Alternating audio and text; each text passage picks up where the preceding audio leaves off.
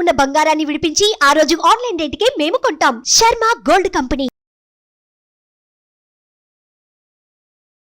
నమస్తే, welcome to Suman TV. నేను మీ యామ్ని. క్రోధినామ సంవత్సర ఉగాదికి సంబంధించిన విషయాల గురించి మనకి తెలియచేయడానికి ప్రస్తుతం మనతో ఉన్నారు ప్రముఖ ఆధ్యాత్మికవేత్త, ప్రముఖ జ్యోతిష వాస్తు పండితులు మంత సూర్యనారాయణ శర్మ గారు ఉన్నారు. గురుగారితో మనం మాట్లాడదాం. నమస్కారం గురుగారు. నమస్కారం అమ్మా. గురుగారు, ఈ క్రోధినామ సంవత్సరంలో అసలు తులారాశి వారికి అండి ఏ విధంగా ఉంటుంది? అలానే రాశి చూసుకున్నట్లయితే ఆదాయం కానీ వ్యయం, ఆరోగ్య, రాజపూజ్యం గురించి తెలియచేయండి. తప్పకుండా అమ్మా. ఈ క్రోధనామ సంవత్సరంలో తులారాశిలో ఎవరెవరు ఉంటారు అనేసరికి మనకి ఇక్కడ చిత్త 3-4 పాదాలు వస్తాయి. అలాగే స్వాతి నక్షత్రం 4 పాదాలు, అలాగే విశాఖ నక్షత్రం 1, 2, 3 పాదాలు వస్తాయి అన్నమాట. 4వ పాదం వల్ల వృశ్చికలోకి వెళ్తుంది. సో వీరికి ఆదాయం ఏ విధంగా ఉంది, వ్యయం ఏ విధంగా ఉంది విషయాన్ని మనం మాట్లాడుకుంటున్నప్పుడు అంటే, ఆదాయం దగ్గరికి వచ్చేసరికి 2 భాగముల ఆదాయం ఉంటే ఖర్చు 8 భాగాలు కనబడుతున్నాయి. అలాగే రాజపూజ్యం 1 ఉంటే అవమానం 5 రకాలుగా కనబడుతున్నాయి. అంటే ఆదాయం కంటే వ్యయం చాలా ఎక్కువ కనబడుతుంది. వీరికి 2 భాగములే ఆదాయం, 8 ఖర్చు. 8 ఖర్చు అవుతుంది అంటే 2 అనేది కూడా పెద్ద చెప్పుకోదగ్గ ఆదాయం కింద మనం లెక్కలోకి వేసుకోవడానికి అవకాశం లేదు. 5 భాగముల కంటే 5 భాగముల ఆదాయం వస్తే ఆ సంవత్సరం సరిపడా ఆదాయం ఉన్నట్టు మనం లెక్క వేసుకుంటాం అన్నమాట. సో 2 అంటే ఆదాయం చాలా తక్కువగా ఉందని చెప్తాం అన్నమాట. అలాగే వ్యయం, ఖర్చు పెట్టడం అంటే అప్పు చేసిన ఖర్చు పెట్టచ్చు, లేకపోతే పూర్వాశ్రమంలో సంపాదించిన ధనాన్ని ఖర్చు పెట్టచ్చు, ఏదైనా శుభకార్యం ఖర్చు పెట్టచ్చు. ఎందుకంటే బృహస్పతి మే 1 వరకు తులారాశి మీద దృష్టి పెట్టి ఉన్నాడు కాబట్టి ఈ మే 1 లోపల ఎప్పుడో అనుకున్నవేమో మే 1 లోపల ఏదో నా వివాహం అనేది ఏమైనా సెటిల్ అయింది అనుకోండి, దానికోసం ఖర్చు పెట్టడం అనుకోండి, ఇలా రకరకాలుగా ఖర్చు అనేది మనకు ఎక్కువగానే కనిపిస్తుంది. అవమానం కూడా ఎక్కువగా ఉంది. అవమానం అంటే మధ్యవర్తిత్వం వహించినప్పుడు ఏంటంటే అన్ని నిందలు మన మీద పడుతుంటాయి. అలాగే ఏంటంటే అయిన దానికి కాని దానికి మనం అడుగు వేసుకుని ముందుకు వెళ్ళి ఏదో సహాయం చేద్దాం వెళ్తే అక్కడ ఖచ్చితంగా అవమాన పాలయ్యే అవకాశం ఉంటుంది. కాబట్టి కొంచెం జాగ్రత్తగా ఉండాలి. ఎవరెవరు మనకు అవమానించే వాళ్ళు ఉన్నారో వాళ్ళు కొంచెం దూరంగా ఉండడం, ఇట్లా ప్రయత్నం చేసుకుంటే కొంత సేఫ్ జోన్ ఉంటుంది. ఏదైనా ఆదాయం వ్యయం అనేది అంత చెప్పుకోదగ్గ సంవత్సరం అంతగా లేదని చెప్పడానికి అవకాశం. ఇప్పుడు వ్యాపారస్తులకి ఏ విధంగా ఉంటుందండి? చిన్న వ్యాపారమైనా ఉద్యోగస్తులు, ముందు మనం ఉద్యోగస్తులు మాట్లాడుకుందాం. ఉద్యోగస్తులు కూడా వాళ్ళ ఉద్యోగాలు మారాలి చేసే ప్రయత్నాలు పెద్ద బెనిఫిట్స్ ఏమి ఉండవు. అలాగే ఏ రంగమైనా ఐటీ అనుకోండి, సాఫ్ట్వేర్ అనుకోండి, బ్యాంకింగ్ సెక్టర్ అనుకోండి, ఏ రంగంలో వాళ్ళకి అయినప్పటికీ కూడా ఏదో మార్పు వస్తుంది. కానీ మళ్ళీ ఆ ఎక్సెస్ ఆఫ్ ఇన్కమ్ ఏదో వచ్చినా అది ఇంకేదో మనకు ఖర్చు వెళ్ళిపోతుందన్నమాట. ఉద్యోగంలో మార్పు వస్తుంది, గురుబలం ఉంది కాబట్టి కొత్త ఉద్యోగాలు వస్తాయి, నో డౌట్. కానీ అది మళ్ళీ ఇంకో రకమైన ఖర్చు, ఆ ఖర్చు ఇంకో రకం ఉంటుంది. కాబట్టి డెఫినెట్గా చిన్న మార్పు కూడా, స్థల మార్పు చేయకూడదు, స్థాన మార్పు చేయకూడదు. మీరు ఈ టైంలో దానికోసం అయ్యే ఖర్చులు కూడా విపరీతంగా ఉంటాయి. ఏదైనా ఇష్యూ మీద ఫ్రస్ట్రేషన్, బ్యాలెన్సింగ్ ఉండి ఫ్రస్ట్రేషన్ మీద నేను దేనికి తెగిస్తా అని చెప్పి ఏదైనా అల్లరి పని మీరు మొదలు పెడితే దానికి 10 రెట్లు ఖర్చు అయిపోతాయి. సో వీలైనంత వరకు ఖర్చు అనేది ఎక్కువగానే మనం తెలియకుండా వేయడానికి అవకాశం ఉంది. కాబట్టి జాగ్రత్త పడాలి. అలాగే వ్యాపారస్తుల వ్యవహారంకి వచ్చినప్పుడు కూడా జరుగుతున్న వ్యాపారం జరిగేటట్టుగానే ఉండాలి. అంతే తప్ప ఎక్సెస్ ఆఫ్ ఇన్కమ్ రావాలనే ఉద్దేశంతో ఎక్సెస్ ఆఫ్ ఇన్వెస్ట్మెంట్ ప్లాన్స్ మాత్రం చేయకండి. జరుగుతున్న వ్యాపారం వదిలేసి కొత్త వ్యాపారం మొదలు పెట్టాలన్న దానికి కూడా చాలా ఆచితూచి వ్యవహరించాలి. ఎందుకంటే మీకు వ్యయం అనేది ఎక్కువ కనిపిస్తుంది. ఇన్వెస్ట్మెంట్ కోసం వ్యయం బాగానే కనబడుతుంది, కానీ ఆదాయం దాని తగ్గ రిటర్న్స్ వస్తాయని అష్యూరెన్స్ ఈ సంవత్సరం. సో ఇన్వెస్ట్మెంట్ ప్లాన్ అంటే ఒక ల్యాండ్ మీద ఇన్వెస్ట్ చేశారు, అలా ఉండిపోయింది, ఒక ఏడాది అయిందో చూద్దాంలే అలా అనుకుంటే బాధ లేదు. బట్ రిటర్న్స్ వెంటనే ఎక్స్పెక్ట్ చేసేటటువంటి వ్యాపారాలు ఏవి కూడా మీరు ఎక్స్పెక్ట్ చేయకండి. ఈ సంవత్సరం అనేది రిటర్న్స్ చాలా లో లెవెల్లో ఉంటాయని చెప్పడానికి అవకాశం. ఇప్పుడు స్టాక్ మార్కెట్ ఎలా ఉంటుంది?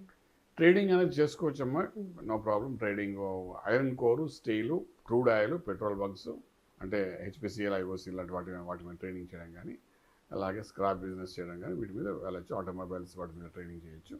Trading they can go, no problem.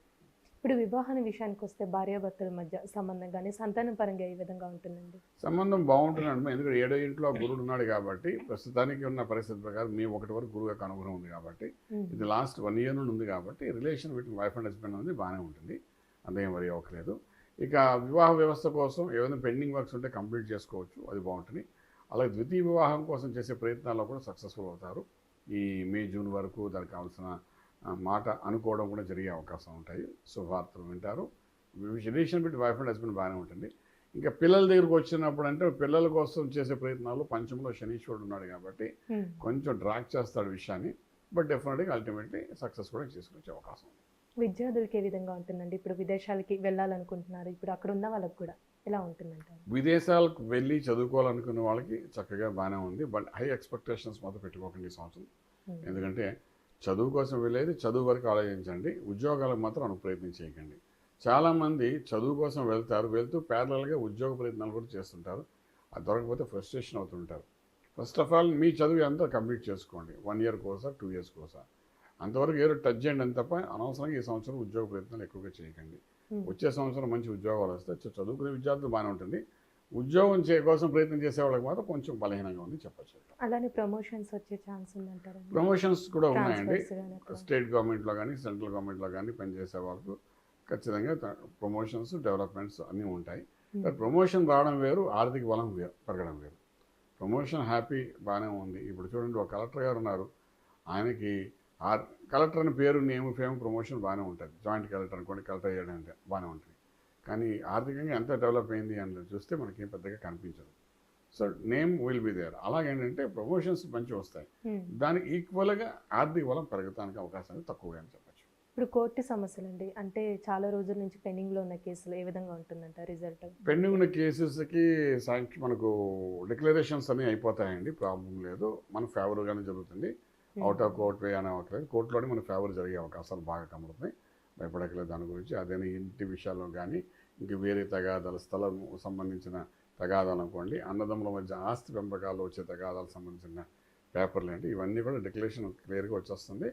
So అంటే క్లియరెన్స్ ఆఫ్ ది యాక్ట్ ప్రకారము పేపర్ క్లియర్గా వచ్చేస్తుంది కాబట్టి మన ఫేవర్ జరుగుతుంది. Think worry about it. ఇప్పుడు వ్యవసాయ విషయం ఏ విధంగా ఉంటుందండి రాశి వారికి? వ్యవసాయం అనేసరికి మనకు కొంచెం నష్టాన్ని చూపిస్తుంది. వీళ్ళు అంటే ప్లానింగ్ ప్రాపర్గా వీళ్ళకి జరగదు, బ్యాలెన్స్గా ఉంటారు. బ్యాలెన్స్ ఉండి ఎక్స్పెక్టేషన్స్ ఎక్కువగా ఉంటాయి. వర్షం పడుతుంది, మనం విత్తనం వేయచ్చు అనే టైప్లో ఎక్స్పెక్టేషన్ ఉంటారు. బట్ ఎక్స్పెక్టేషన్ని కొంచెం ఇబ్బంది పెడుతుంది ప్రకృతి. సో డెఫినెట్గా తులారాశి వారికి దానివల్ల నష్టపోతారు. వ్యవసాయ రంగంలో ఉన్న వాళ్ళకి, ఆ వ్యవసాయ రంగంలో ఉన్న వాళ్ళు దాన్ని ఏం చేస్తారంటే, మనకి తులారాశి అయినప్పుడు మనం కవులకి ఇచ్చేసుకోవడం బెటర్. ఈ సంవత్సరం కవులకి ఇచ్చి వాళ్ళ చేత పండించండి, అప్పుడు మీ కింద ఉండదు, మీకు ఓన్లీ ప్రాఫిట్తో సంబంధం ఉంటుంది. కాబట్టి అలా చేసుకుంటూ వెళ్తే కొంతవరకు లాభంగా ఉండే అవకాశం ఉంది చెప్పచ్చు. అంటే రాశి వారికి ఏమైనా ఆరోగ్య సమస్యలు ఉన్నాయండి క్రోధినామ సంవత్సరంలో? ఆరోగ్య సమస్యలు కొంత కనిపిస్తాయమ్మా. కారణం ఏంటంటే, ఇప్పుడు 6వ ఇంట్లో రాహు యొక్క ప్రభావం ఉంది కాబట్టి చిన్న పిసరు ఉంటుంది, అది డెఫినెట్గా ఉంటుంది. అది ఆరోగ్యం వచ్చినప్పుడు షుగర్ లెవెల్స్లో కొంచెం తేడా వస్తుంది. తర్వాత తెలియని చిన్న మైన్యూట్ యాక్సిడెంట్ కూడా అవకాశం ఉంది కుజుడు యొక్క ప్రభావం వల్ల కూడాను. కొంచెం అది కూడా కనబడుతుంది. ఏదైనప్పటికీ కూడాను ఈ యొక్క బండి నడిపేటప్పుడు మాత్రం చాలా జాగ్రత్తగా నడపడం చాలా అవసరం. అది 4 వీలర్ అయినా 2 వీలర్ ఏదైనప్పటికీ కూడా చిన్న దెబ్బలు తగిలే అవకాశం కనబడుతుంది. అంటే ఈ రాశి వారికి ఎలాంటి పరిహారం చేయాలండి అసలు క్రోధినామ? పరిహారం అన్నప్పుడు 6వ ఇంట్లో ఉన్న రాహు, 5వ ఇంట్లో ఉన్న శనీశ్వరుడు. 5వ ఇంట్లో శని సంతానం జరిగే ఇబ్బంది, 6వ ఇంట్లో రాహు ఆరోగ్యానికి సంబంధించిన వాడు.